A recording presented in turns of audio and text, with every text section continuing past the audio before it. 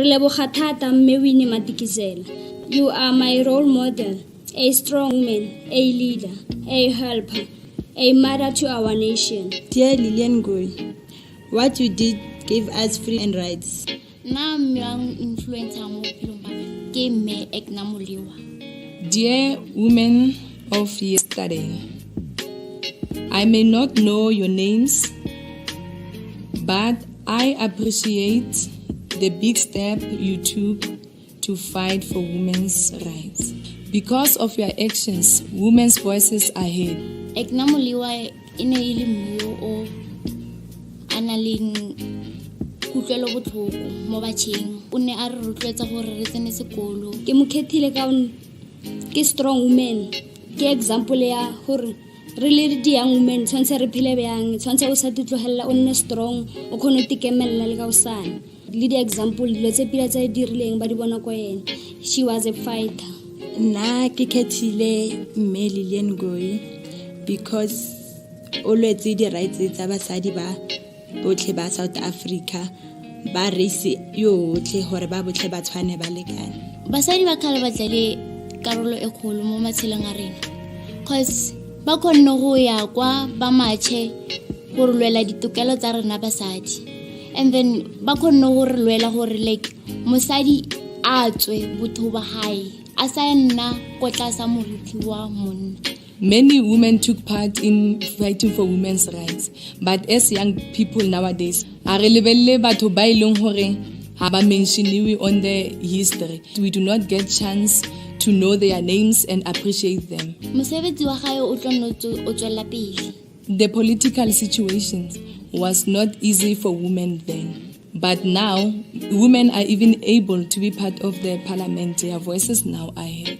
Rena re le basha re nyako itsweletsa pele, and then re khona go bona gore le ba batlang go mora wa rena le bona ba khona tswela pele. That's why ke re ke nyako nna fighter ka how le fighter you will never give up in life. Ntho e nyakang o tla ifitlhella. I love you for what you have done. Thank you. Ngiyakuthandza kakhulu. Ngibhale njalo.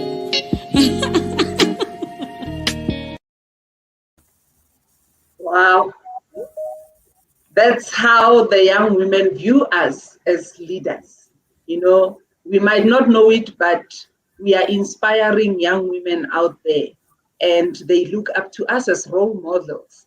And so we need to be responsible role models in how we do this leadership thing, because we are setting the standard, and there are those who are looking and following in the footsteps that we are setting. So this is how we welcome you to today's conversation, Dr. Xulu. We are happy that you are able to join us. Hello. Hello, Fina. Thank you so much. Happy to be here. Happy to have you here. And the way we are going to do it is just a flowing conversation between two women leaders. And, you know, we termed the hashtag She Leads Change, because women lead change, and the voice of women leaders is not amplified enough. You know, we hear about the men, you know, even in history, it's documented how men did this, men did that, you know, and we want to change the narrative. We want to showcase women leaders and show young women like the ones who were in the clip that there are many other women leaders out there, you know, and we are rewriting history, her story, not his story. We are writing her story.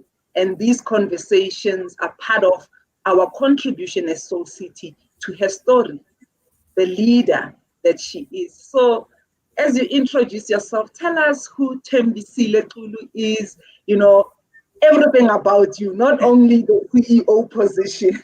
We want to know you in totality. Who is Thembisile? All right. Thank you so much, Fina, for having me here. And I must say, firstly, that I'm quite humbled, you know, to even be considered for appearance on this platform.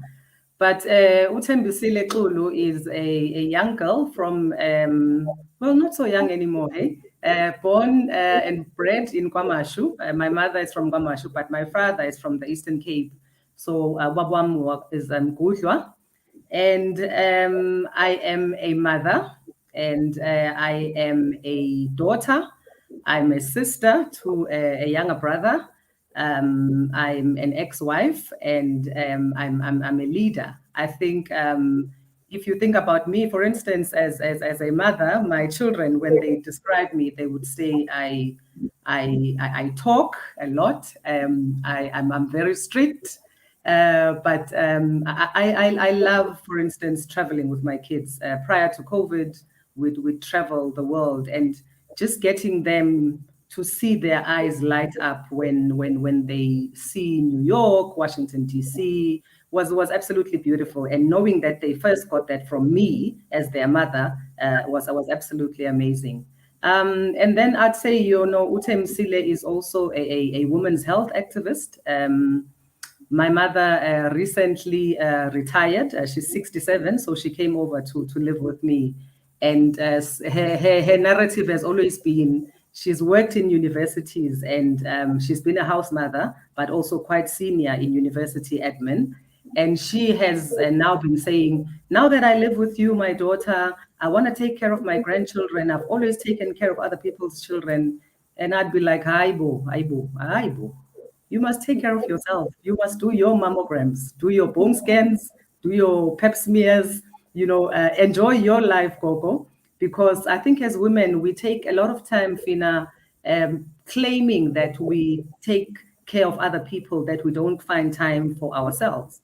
So I'm also a lover of life. I'm a lover of women's groups. I belong to a Stokvel, a social club called the 60s. And as much as it's of women who were born in the 60s and I was born in the 70s, they said, you know what, Thembi, you are mature enough, come and join us. And I think I'm just inspired by the presence of women who are able to share what you might think is a big problem when you are experiencing it. But as soon as you bring it to the sisterhood, it's like, you know what?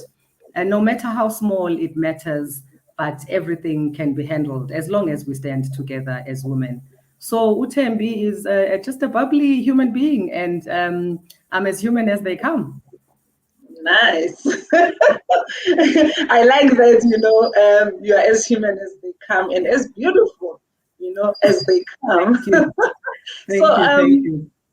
What are your passions? What is that one thing that you feel this is what Thembi is passionate about? There can be more, but what are your passions in life? All right. I think women's issues and women's health, as I've mentioned, and maybe let me tell you a story.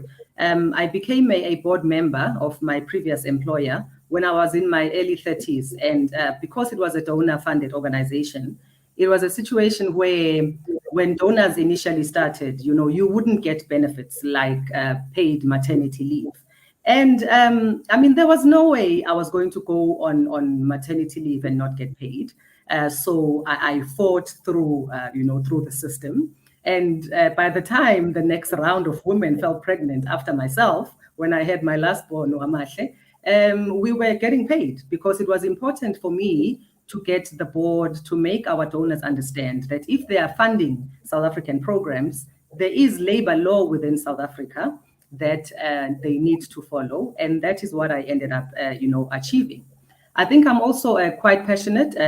As I said, I've got two daughters. Thembeka is 19, Namahle is 13. They are both dancers, so I'm a dance mom. So I'm passionate about dancing. I rap, Fina, and I dance. So you and I can have a dance-off, Konamanje, and we shall see who shall get that done.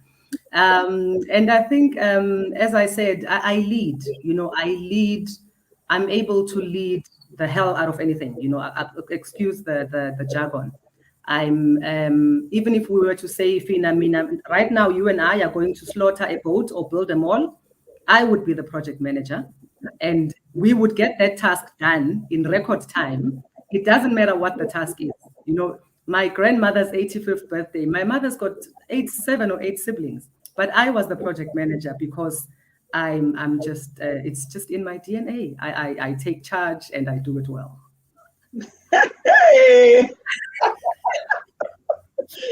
And it comes through. It comes through in how you say it.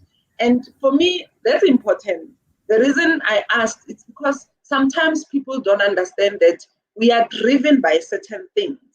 You know, for us, the work we do is not necessarily a career, but it's what we are passionate about. It's our contribution because we want to see change. And we understand that if I don't contribute to the change, who am I waiting for to come and change? And I like that you said in your previous workplace, you created that change. You made sure that those who come after you would benefit from something that you put in place. And that's what leadership is, isn't it? If you were to define leadership, what would you say leadership is? I think I'll talk about my personal story. You know, for me, leadership is obviously, you know, the able to have a vision, especially in these vulnerable, you know, volatile, uncertain times that we're in with COVID-19. So it's the ability to have a vision. But as I said, you know, I became a board member when I was in my early 30s. I'm 47 now. It's the ability to open up and create an enabling environment for new leaders to come into the fore. Young people of SANAC, you know, and I'm blessed to lead an organization that has got is full of young women with amazing ideas. And for me, creating that enabling environment for their ideas to come through and not just get stuck on the known, because the unknown is what will take us forward when we are willing to venture into that. Because 2-3 years ago, we had no idea about COVID. You know, so I am about, as soon as I get into a workspace, I listen with the aim of identifying a successor, because one of the ways of knowing I'm good enough is by making sure that I am not indispensable. I don't believe that processes should be dependent on people. So when I've got executives, once we've defined the endpoint, it's up to you to see how you get there. I trust you to do the job that you are hired to do. So that is how I build leaders, and I build in particular female leaders by creating an enabling environment for them to not just have a seat at the table, but to have a voice at the table, because the youth is our future. The youth is our future. And I like that, you know, not only having a seat at the table, but having a voice. Having a seat is not enough. The other day I was saying, in actual fact, we are creating our own tables these days because we are not going to wait for anyone to create a table for us to have a seat at. We are going to create our own tables. And this is the time for women to create those tables. Yeah. I was saying to the same thing as well to somebody that was saying to me, no, but Dr. T, you guys need to stay in your lane. I was like, no, Baba, I'm a builder of lanes. I build lanes, and then I will leave you in charge as I move on to the next lane to build that lane. So Mina, I straddle across all the lanes because I build lanes. We build table, we create tables, we create seats, we build lanes. That's the power we are. That's the power we are. So, you know, lately I've been hearing the notion of, remember, since 56, this Mbokoto thing has been something that women had adopted, you know. But lately, and I also subscribe to the notion that I'm not a rock because I bleed. You know, I am made of tissues, I am made of skin. So if you hit me, I'm not a rock. I'm definitely going to bruise and bleed. What is it that we can start using to describe our strength other than giving men the notion that we are rocks? And that's why maybe they hit us so hard, because they understand that we are, you know, they have to use so much force and power to get to this rock or to break this rock. But is there another way we can describe our strength as women without, you know, using such things as we are rocks? You know, we are Mbokotos. If you were to be creative and think of a way we can describe our strength as women, what would you say? Okay, thanks for that, Fina. And yeah, I think I'm just thinking as we are talking, and I'm thinking of a conversation that I'm having with my daughters, you know, who are teenagers at present. And Maybe for our generation, I'm not going to say it's too late, because it's never too late, but it's important that we have these conversations with our kids, and that we are vulnerable, and that we are open enough with them, that we are soft, and that we are flowers, like Anele was saying in that tweet that I saw recently. So one of the conversations I had with my daughters, because after my divorce, I actually went for therapy, and I took my kids for therapy. That's how hard it was, Fina. And once we had moved out, and I was just with the two of them, very soon after the hard lockdown, I had this conversation with them. I think it was around May. And I asked them, did you have a happy childhood? And that was just all that I wanted to know. And I said to them, Thembega and Amahle, don't give me the answer that you think mommy wants to hear, but tell me the answer that you are going to talk about in 20 years' time, when you are sitting at the seat of your therapist, and you are saying, oh no, I'm messed up because my mother expected me to be strong when she was going through a divorce. So give me those answers. Those are the answers I wanted to hear. So the little one said, no, mommy, I'm okay, I'm cool, I'm good. But the 19-year-old, who Fina, by the way, on her 18th birthday, I bought her a car. She's at university. She gets a monthly allowance. I think she's a hip hop dancer, hence I'm a dance mom. So she gets, hip hop is not just a dance, it's a lifestyle.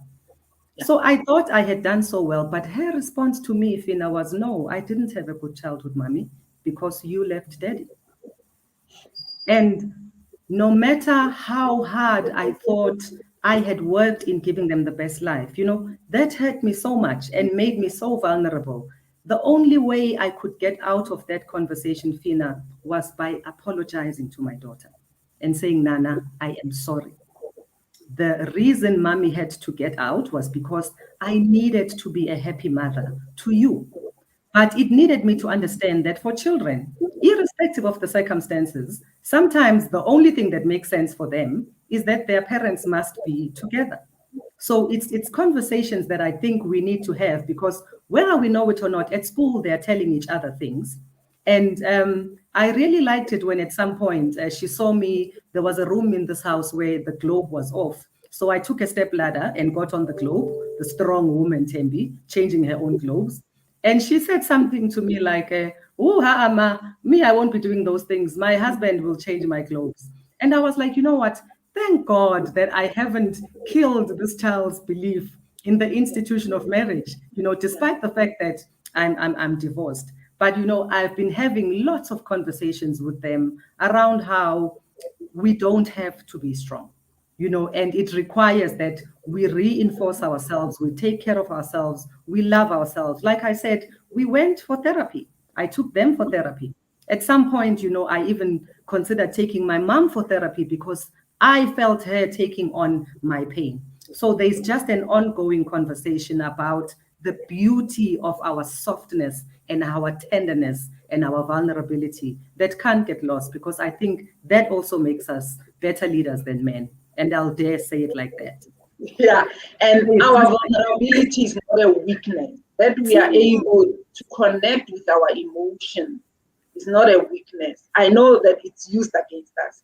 Women are emotional, women are this, women are that, as a takeaway from the other things that we also are able to do. So they concentrate on our vulnerability. And I like how you are saying that's, it can come through, our strength can come through even as we are vulnerable. It can come through what is considered a weakness, So, and I'm happy you are having those conversations with your daughters, because our children need to hear from us. We are the people that must have these conversations with our girl children.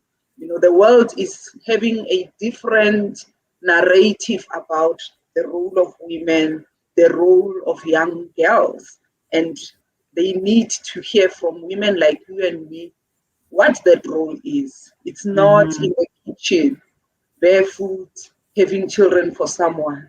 Since that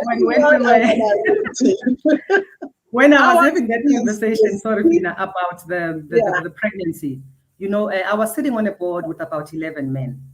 And when it started getting softer and I was able to express my ideas without being defensive or fighting, one of the questions that came through was, okay, Thembi, in order to support you to be effective in this board role, what is it that you want? I said, you know what I need? I think I actually need a wife. Yeah. I think I just need a wife to make my life easy. Yeah. Anyway, I was saying ours is that voice at the seat, as you were saying. So, and thank you for opening up and showing us the other side of you. You know, we appreciate knowing you, knowing your areas of vulnerability, knowing you as a mother, you know, you as a daughter, as you were also talking about your mother. And the relationship that you have with your mother, which is encouraging, and it's good. In COVID-19, people are losing so much. And when we still have our mothers, our parents with us, I think it's such a blessing, it's such a gift. And we are grateful that you still have those moments with your mother. But I want to shift our discussion a bit now to serious business. You know, you lead SANAC. And I don't think a lot of people understand how SANAC is constituted, what's happening. You know, we only hear sometimes when the deputy president speaks that he's the chair of SANAC. You know, we know bits and pieces about SANAC. So here's an opportunity for us to get to understand your organization. So please tell us what SANAC is, what is the mandate of SANAC, and you know, where are you right now with that mandate?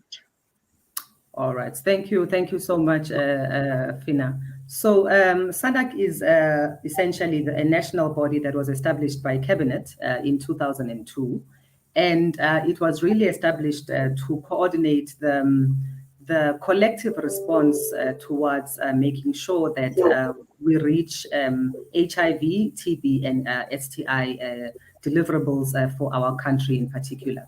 I think we are composed of multi-sectors. So we've got the government, we've got civil society, we've just launched a private sector forum, there's labor, there's our development partners, our international donors. And as SANAC, we are the highest coordinating body. And we are chaired by the Deputy President, the Honorable David Mabuza. And we essentially galvanize everyone to make sure that we are implementing one NSP with one monitoring and evaluation framework coordinated by one particular SANAC. In many countries, you'll find that the likes of a SANAC are actually housed within the Department of Health. But I think what South Africa realized early is that the nature of HIV and TB has got so many other social and structural issues that it has to be a multi-sector response. Hence the establishment of the SANAC, and therefore also placing it under the Office of the Deputy President, being the head of government business, to make sure that we get the stature and the importance that we need, you know, in order to deliver on our particular mandate. So the mandate is to ensure that we've got our 8 goals, to make sure that we are reducing new infections, to make sure that people know their status, the people on HIV treatment actually get treatment, care and support, to be able to reach out to key populations that are so vulnerable, you know, in terms of HIV and AIDS, but don't get access to treatment. You know, and I refer to constituencies, for instance, within the civil society forum, where, as we mentioned earlier, we have a seat at the table and a voice at the table from people who inject drugs, from sex workers, you know, and these are important voices. We are able through those forums then to have very, very robust engagements that I would say, you know, when people talk about them, they would say there's so much turmoil at SANAC. But for me, that is us being able to engage so many different voices, but making sure that ultimately we come back to align on the needs, you know, of the people in our country, and make sure that we meet not only the targets that South Africa had set itself, aligned with the 8 goals of the NSP, but also the commitments that we've made in terms of the global targets to make sure that we end HIV and AIDS and TB as health emergencies by the year 2030. one of the key things that we've seen, for instance, coming in is the issue of gender-based violence. And we know that women in particular that are in relationships where gender-based violence is common have a higher possibility of catching HIV because they are weaker and not able to negotiate safe sexual relations. And that has necessitated, for instance, bodies like SANAC, which do have a goal 4 of the NSP, addressing social and structural drivers of HIV, coming together and working with UN Women, working with the Department of Women, Young People, and People with Disabilities to make sure that the NSP for GBVF and the NSP for HIV are interlinked and operate in one framework so that a woman that enters the project, even through a GBVF law, is able to access HIV, TB, STI, and COVID-19. In fact, an interlinked package of services in order to allow us to make sure that it's a one-stop shop and we are not losing patients, because services are disintegrated or not available under one arm. So, as I said, that M&E framework has been quite helpful. I'd also say that it's been said that as SANAC leading the TB and HIV response, COVID-19 came, and COVID-19 essentially resulted in people being scared to come through, to our health facilities because they were afraid of catching COVID. Some of them were afraid of the law enforcement agencies that were out there. And we found people not testing, people not getting their treatment, people not even coming through for their 6-monthly routine visits. And we've made some significant shifts backwards in terms of the gains that we have made where HIV is concerned. As a result, we have brought again the multi-stakeholders back to the table to say, let's discuss then what does the impact of fighting 4 epidemics at the same time, HIV, TB, COVID-19, and GBVF, with the same resources. Is it realistic for us to use this last year of the NSP to draft a new NSP, or should we rather be implementing, catch-up plans and making sure that we are accelerating the delivery of TB and HIV programs by welcoming patients back into care now that we understand how to integrate TB, COVID, and HIV programs. So we've decided to defer the NSP by a year. So the new NSP will only be developed from the beginning of next year, which is 2022. And this is something that SANAC has worked on by making sure that all stakeholders are consulted. Because the truth is, Fina, our healthcare workers, as I mentioned, are ill. They have passed on. The NGOs at community level that were working on TB and HIV work are the very same ones that are working on COVID work. And we don't have sufficient resources to fight all these 4 pandemics at the same time. So SANAC has just been about making sure that we integrate the responses, but that we don't lose the eye. We don't take our eye off the ball where TB, HIV, and STIs are concerned, so that at the other end of COVID-19, we don't emerge with a surge of HIV and TB because they have taken a back seat just because everybody has focused on COVID-19. So I think that's the SANAC from a coordination perspective. Sure. I mean, you have a huge role. You have, sure. And it's a country response. So you are actually at the helm of the country response. A woman leading the country response. That's a huge responsibility. And before I show you some of the questions that are being asked, let me ask, how are we faring? How are we doing in terms of our HIV, TB, before we even talk about COVID, Are we still seeing new infections? Are we doing well in our prevention efforts? Do we need to do more, in preventing what's happening in that space? All right. So as I mentioned, I think based on even prior to COVID, we were nowhere near to meeting our targets, even for 2020. So when you look at prevention, we are still seeing a very, very high number of new infections. which means, our infection prevention tools, as wide as they might be as an array, ranging from condoms, to what we're looking at now coming through, the possibility of a dapivirine ring, are not having as significant an effect as we'd like. People have fallen off their treatment. People who are HIV positive don't know their status and they are not on treatment.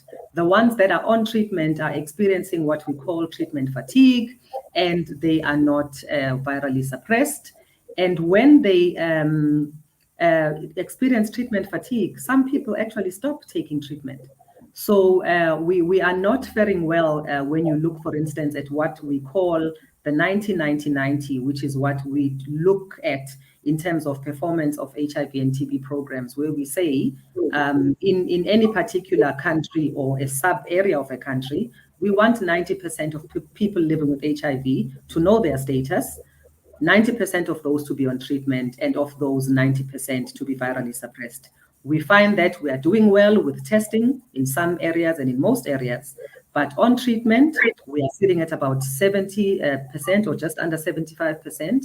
And on viral suppression, we look a little bit better, just above 80%, but that is not a great indicator because it's a reflection of the 70% that is on treatment. So we really need to push the number of people on treatment, because we know that once you are HIV infected and you take your medication, once you become virally suppressed, we reach something that is called U equals U, where undetectable equals untransmittable, which means the chances of you transmitting the virus to somebody else are minimal to zero. But secondly, anybody that starts treatment early enough can actually enjoy a normal life expectancy from what we are seeing in many of the studies, and you can live to see your children and your grandchildren. So we are doing not great in that sense, as I've mentioned. And the key, in my view, really requires better community involvement and community leadership when it comes to the response, because me sitting at at SANAC and making decisions doesn't quite cut it, because the grassroots is where the work happens. And if behaviors are going to stick, the social behavior change work has to happen at community. Okay, so you are saying, and I wanted to ask as a follow-up, what would you think, or what would you recommend we start doing to make the shift, to get to a point where our prevention efforts are actually helping us in curbing new infections? We've already spoken about on the ground, grassroots involvement, community ownership of the response, because the response doesn't sit at SANAC level only, at your level. It sits also on the ground, in our homes, in schools where young people need to know how to prevent, and they are even provided resources. So I think we need to unpack a bit what access is on the ground and how do we improve, because we want to make the change. We don't want to come to a new development plan. We are now talking 2063, and we don't want to get to 2063 and we still have new infections of HIV. By now, we should be talking other things other than new infections. So where are we failing? If you look at our failure as a country, where are we failing the most to be able to be effective in the response? All right, so I would put it in terms of areas that we can do better. As I mentioned, the structure of SANAC at a national level, that is something that we expect to be replicated at provincial level, which means there needs to be political leadership and political will at provincial level, with premiers leading the response and then drafting what we call provincial implementation plans. Those come off the National Strategic Plan, which is the higher SANAC. Below that would be then the district AIDS councils, and the structure chaired by the Premier would be the Provincial Council on AIDS. Below that would be the district AIDS councils, And this is where mayors, in the same way, would be able to chair a multi-sectoral response. And below that would be local AIDS councils and ward AIDS councils. And we are finding that in provinces where there isn't strong leadership at the top, it actually, it filters down, and you find that isn't much happening at a lower level. But you also find that in some cases, the strengthening when it comes to district and ward level is not as strong. So as SANAC, we are essentially now putting together a framework that speaks to how to set up a functional provincial AIDS council, district AIDS council, and local AIDS council to make sure that even when the new elections come up in October, when new office bearers come into place, they know what are the non-negotiables in terms of setting up a provincial AIDS structure that is responsive to TB, HIV, and STIs and involves all the stakeholders. In order to avoid a situation where, new mayors, new ward councillors say they don't understand what is their response when it comes to such councils. So I think the work that we are doing together with COCTA, together with SALGA, led by the Office of the Deputy President, to make sure that we link this even into the district development model, because the people with HIV at local and ward level are the same people that are poor. So people want discussions also about their livelihoods, because they've been affected by COVID-19. They are no longer able to get to work. And at the same time, when Dr. Thembi comes and all she wants to talk about is HIV, they can't be listening to me because it's impossible to take medication on an empty stomach. So the fact that this office of SANAC sits within the highest office in the land, which is the presidency, allows then all government departments to come together, as I mentioned, in a multi-sectoral way, work with civil society, make sure that we respond to the needs of the people by addressing our concerns in a multi-sectoral way. So those are some of the things that we could do better, and understanding that HIV and TB are not just health issues. They are truly multi-sector issues. And the more we bring other stakeholders in, the more we involve communities, not only at a stage where programs have been designed and are ready for implementation. From the time you design, then we move on and implement, we evaluate, and then we reprogram together with communities, not just participating, but also leading. Yeah. And, there's a comment here by Nozuko Majola, who says, the global AIDS strategy makes emphasis on us understanding the patterns of vulnerabilities and deliberately address social inequalities. I think our country is one of the most unequal countries in the world, and people appreciating the work that your organization is doing. And I think I echo their sentiment in saying it's not easy to coordinate. Coordination is one of the biggest things. A multi-sectoral team coordination.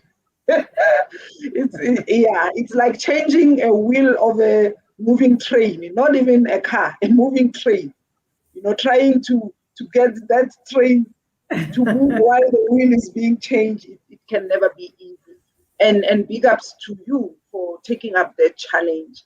And I want us to really embed, ownership, as we were talking on the ground, by communities, by these local councils. Are they functional? And I know you are saying, you are looking at making them functional. But where they are functional, have you seen what the impact of having functional councils is? This is where you don't have functional ones, so that we get to appreciate these local councils.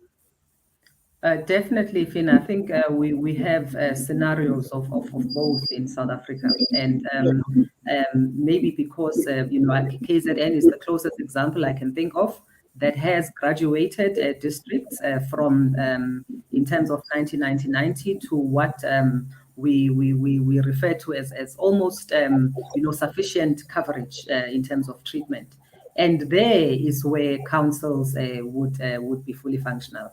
And I think what that takes is a political commitment. It takes a situation where all stakeholders are at the table. And we have seen many districts graduate where provincial, district, local, and ward councils are functional.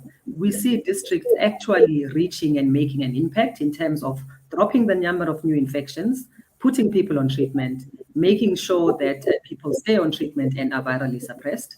Whereas in areas where the councils are not very functional, you actually see high numbers in terms of new infections, high numbers of people living with HIV that are either not on treatment or not virally suppressed. Yeah. So we are a Soul City in all the 9 provinces. And I'm sure my team that is listening right now would ask, how do you get to be in a council? How do you get to contribute? Because all of us want to contribute, either as prevention partners, or I'm sure as those who are offering biomedical interventions, they'll also want to lend a hand, because it's a joint effort to get the country to zero. Everybody's hands must be on deck. So how do you get to be on the local council as an organization like Soul City? All right. So I'd say that it's key for you to be aware of what's happening in your particular neighborhood, because SANAC, by way of its nature, is a voluntary structure, but it is composed of multi-sectors. And because not everybody can be at national level, that is why there's a replication at provincial, district, ward, etc. So within your particular ward, it's about finding out, is there a council on AIDS? What is the district AIDS council? Is the mayor in charge? And it's essentially about finding a niche and aligning your particular self. I've worked for organizations before that were not necessarily aligned, but since I've come to SANAC, I've seen the value and the benefit of aligning yourselves with a SANAC. And all it takes is just you finding out what is happening within your particular area. Because once you find a local AIDS council or a ward AIDS council, align yourself to them, you then start to be able to understand the plans for your particular area or district, and you can then make a contribution and understand exactly what the response looks like and contribute to what it should be where you feel that it's falling short.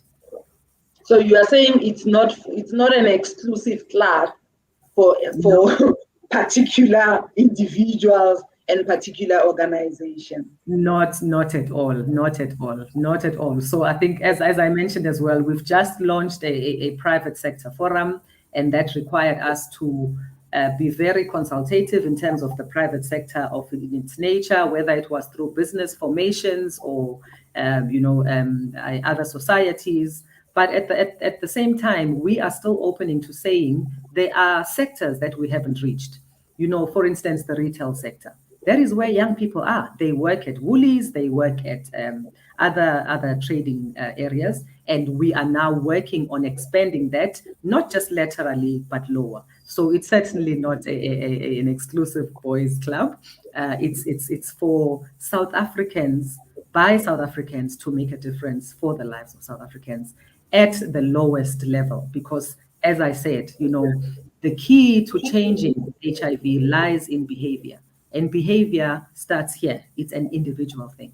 I work with Mfundisi called Rev. He always says, Dr. T, people forget that national is just a concept. National is just a concept. The real work happens down there. So if we are going to get it right, we need the communities to not just participate, but to lead. Yeah. So we are all leaders. Everyone who's listening, if you want to make a difference in your community, find these structures. Go and volunteer your time and contribute to being part of the solution.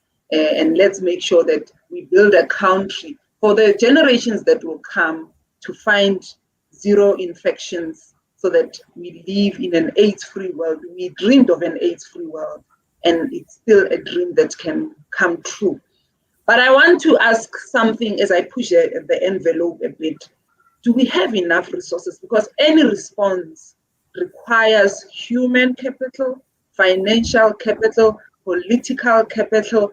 You need to balance all those capitals if you want to be effective in your response. And the one way we come short most of the time is the resources that we put in a response. If you want to change, the status quo, you need to back it up with the finances that will allow you, to bring that change. So do you think we have enough allocation for the response? Are we using it in the right way? Because there's a sickness in our country, we must admit, where money is available for something on paper, but it's used for other things somewhere else. And when we need to account, because accountability is key in any strategy, we come and say, oh, but we don't know where the money went. We can't see the money. We only see it on paper.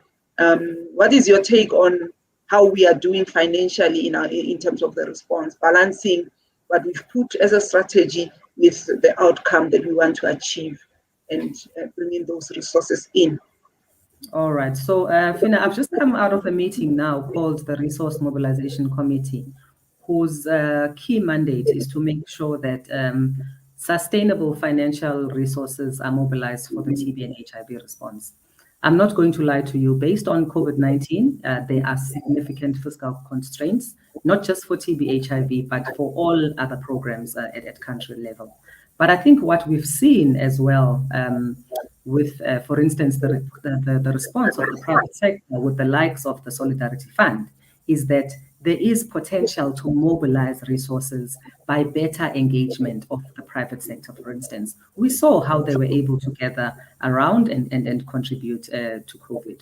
So from a SANAC perspective, I think what we are about as the coordinator is one, understanding that if there aren't sufficient resources, as the coordinator, we are then able to make sure that whatever little we have, we rationalize so that when donors are implementing programs, they don't all go to the same districts, to the same wards, and then there's duplication of services.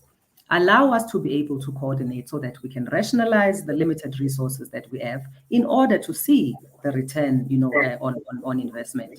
I think outside just the implementation, if I can speak from a SANAC coordination perspective, SANAC has also had its fair share of challenges in terms of getting funding for the coordination. Like you said, coordination is not a machinery that people understand well, so it wasn't well funded.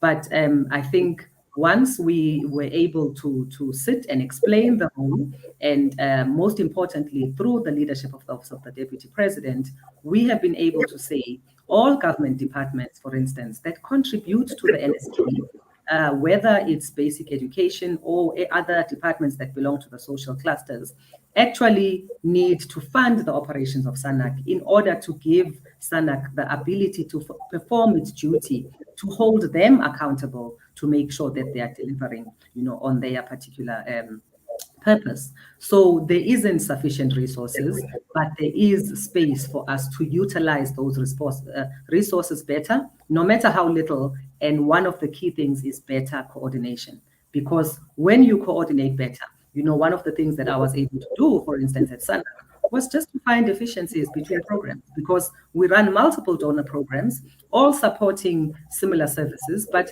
we were very siloed in our approach. And I decided, if we are supporting TB, let it be one response, let it be organization-wide and country-wide.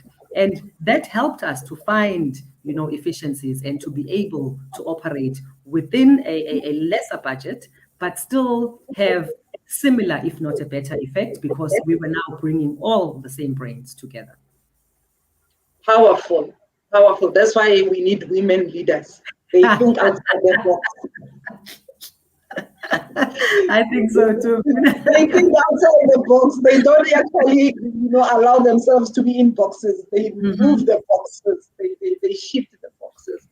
But the other thing that has been something I've been struggling with myself is the politics of funding. When we deal with funding, it usually comes with limitations, with dictations on what the money should be doing.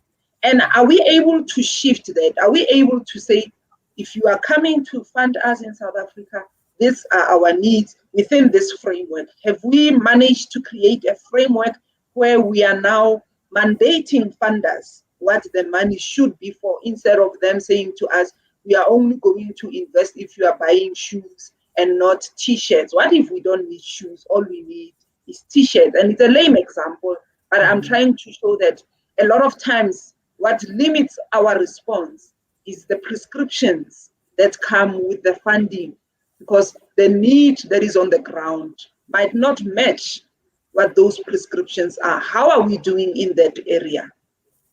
All right, so I'd say we are improving, especially if I can use SANAC as well as an example again, that in the RMC meeting that I've just come out of as well, one of the key things that we were discussing was another a donor needing to come under SANAC in order for all donors that contribute to HIV and TB to actually be coordinated under one body.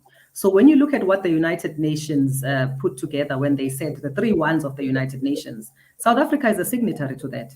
And that says one coordinating body, it says one M&E framework, as well as one national strategic plan, which means South Africa has got priorities. And when SANAC says we galvanize all stakeholders, including development partners and funders, to one NSP, it means we need to be given the gravitas and the power to be able to do that. So it's something that we have certainly been improving. And I think an example that I can give you, which I'm working on now, Fina, at SANAC, is that I'm blessed to lead a team of highly talented people. And I'm going to be biased. Nozugo Majola, who wrote about the Global AIDS Strategy, is one of them. Because our staff are donor funded, the employment contracts, tend to be linked to the cycle of the funding. And sometimes it's 1 year, sometimes it's 3 years. And the truth is, within the South African market, it's very hard to secure a bond, when you are on the second year of a 3-year contract. So one of the things that I am currently negotiating, despite the fact that those conditions come with the donors, is to say, would we as SANAC be able to negotiate with the donors to say, can our staff, be changed to permanent contracts, obviously with provision being made for things like retrenchments should they come, because that is in line with employment labor, but employment and labor law. What that requires me to do is make sure that there's sufficient performance management, that the board buys in. But the bottom line is donors may have come with conditions, but there's opportunity for me to make a better life so that institutions like SANAC can retain talent and have institutional memory so that we can move forward. So, as much as donors would say limited to this, I would request, can we set funds aside, for things like retrenchments, but change fixed-term contracts to permanent so that my staff can focus and work and deliver on what I need them to do. Yeah, wow. And you and I think alike on that, because we cannot, I think it's important to recognize that women still are the main breadwinners. 60%, if not more, of homes in South Africa are women-led, are run by single women. So it's important that we secure their future and the future of their children. And while there are those conditions that comes with having to renew grants every year, let's also make sure that it doesn't disadvantage women and children, because they are already at the back burner. They are already ill-treated by the system. So we cannot contribute to their vulnerability by not, fighting for them the way you are fighting for those women and men in your organization. So well done to you on that end.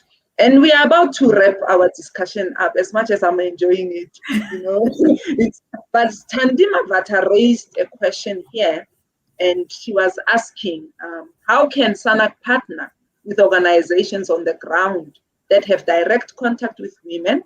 And she's asking because the past few months, she's personally dealt with women who are not comfortable to go to clinics for different infections, but are comfortable to share and seek help from us as a movement, but not equipped to guide or help. Your take on what Thandi is saying there? All right. So I think what Thandi is saying is something that we experience, we hear about all the time. Hence, when you look at SANAC as a framework, as I've mentioned, in its multi-sectoral nature, one of the sectors within civil society is what we call the women's sector. And some of the partners there include, for instance, UN Women, it would be the Positive Women's Network, and other organizations that are linked, to women. And these, as I said, are duplicated, at every level.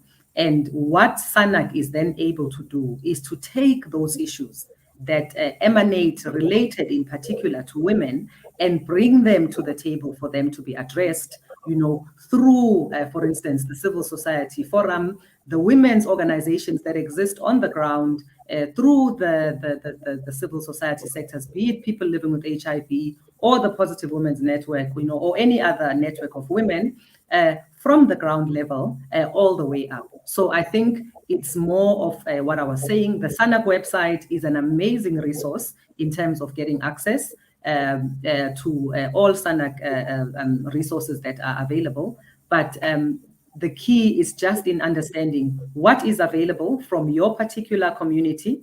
SANAC does have a women's sector, and these are exactly the kind of issues that would be addressed in order for us, through the alliance that involves government, SANAC, private sector, labor, address those particular issues and respond accordingly. Wow. And thank you, Thandi. I hope we've answered your question, and feel free to visit the website, SANAC website. Feel free to engage us as Soul City, because we can also, link you with other people who are in the women's sector who are able to give you more information. We can also share that information through our own social media sites. So as we wrap up, Thabiso Malebane is asking if Soul City is dealing with women issues only. I think this is the question that comes up all the time. Is everybody just dealing with women? The question that gets asked is, what about men? And I would be interested to hear what your take is before I give my take on how I answer each time I'm asked, what about men? Why are we only concentrating on women? So what is your take on that question when people say, why women? Why not men? All right. So I'm fortunate enough as well to be leading a structure that has a men's sector that is interested in women's issues. So if you look at the SANAC men's sector, whether it's the men's parliament, whether it's men championing change or boys championing change, one of the key items on their agenda is GBVF, so gender-based violence and femicide. And these are men saying that we know that our sisters, our mothers, our aunts, our girlfriends have been vulnerable to such things, and we are going to the forefront and we are going to stop this. So women have been at the back end, whether it's on the employment opportunities, whether it's on us sitting in the kitchen and being barefoot and having children, like you were saying. It's about time that women got their place under the sun. And nothing could be exciting for me than leading an organization where I see men taking charge and saying, we are going to make sure that happens. But what we've also seen is that in the total HIV response, we are struggling to find men themselves. So part of the question I have to answer is, where are the men? When you look at the latest results of the TB prevalence survey, the rate of TB in men is much higher than it is in women. Men are not coming through for testing nor for treatment. So we do need to get ways of getting men. But at this particular moment, Fina, the face of HIV in this country is a woman. Hence, the focus has been on them, but we have quickly realized that we can't address women's issues without involving men. And in doing that, a lot of issues related to men, I've mentioned TB, mental health, men's issues have to be taken care of at the same time in order for them to be able to take care of our issues, because we need them. Yes, you've answered perfectly. And I don't want to spoil that answer. I think all I can summarize is that we are doing equitable work. Whatever that we are doing is to ensure that we bring women on par with men, because as we've been saying throughout our conversation, men have been ahead, women have been behind.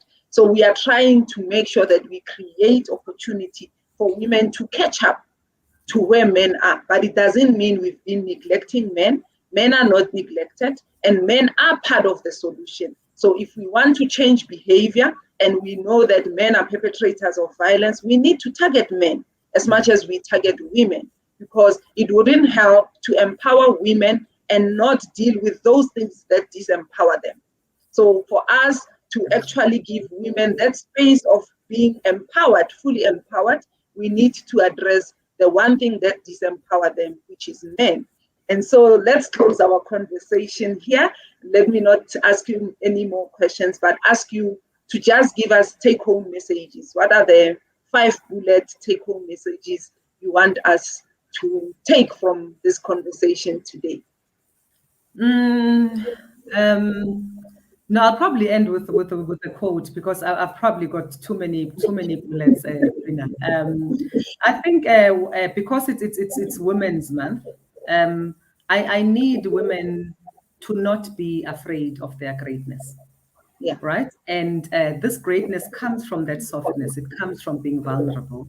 And there's a quote from Shakespeare that I like, and it goes something like, "Be not afraid of greatness, for some are born great, some learn and become great." You know, I'm one of those.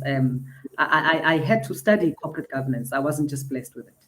And yet some have greatness thrust upon them.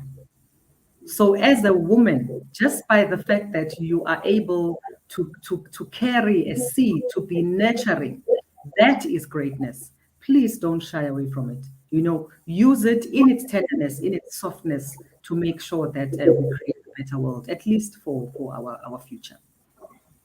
Nice, powerful, powerful. We must not shy away from being great. Not we at should all. embrace our greatness. Wear it with pride on our forehead. Everywhere we go, we should say, "Look at me, I'm great. Look at me, I'm great." We are. Because we are. Look at you. Look at you. We are not just pretty faces.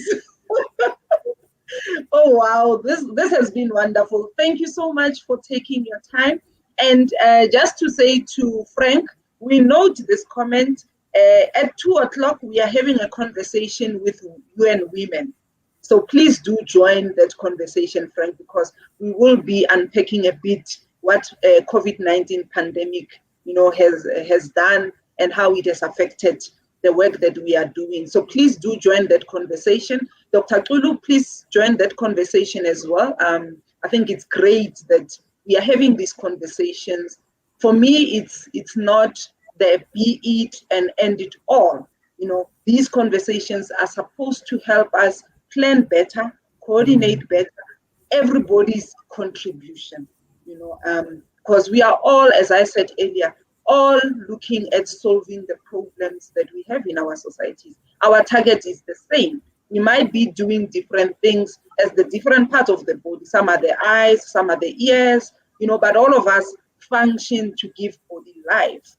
And that's what we are doing. We are trying to make sure that we make the world a better place for everyone and the next generation that will come. So I really enjoyed this conversation, and I hope when we invite you again next time, you will come and give us your wonderful insights and your powerful insights. To everyone who joined, thank you so much for engaging with us. Do join us again at 2:00 when we talk to UN Women, and have a blessed weekend. Thank you, Fina. You too. Have a great one. Thank you to all your audiences as well. All right. Bye.